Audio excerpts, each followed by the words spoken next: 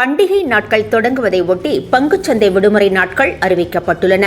மும்பை பங்குச்சந்தை மற்றும் தேசிய பங்குச்சந்தையானது அக்டோபர் மாதம் 2025க்கான அதிகாரப்பூர்வ விடுமுறை அட்டவணையை வெளியிட்டுள்ளது.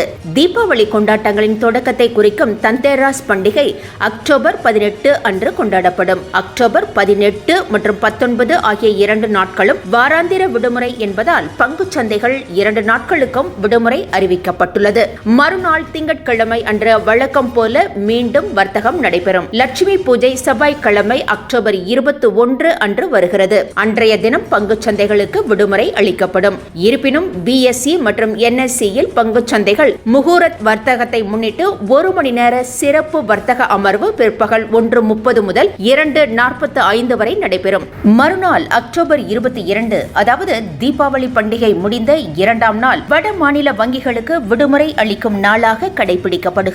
இதனால் அன்றும் பங்குச்சந்தைக்கு விடுமுறை அளிக்கப்பட்டுள்ளது.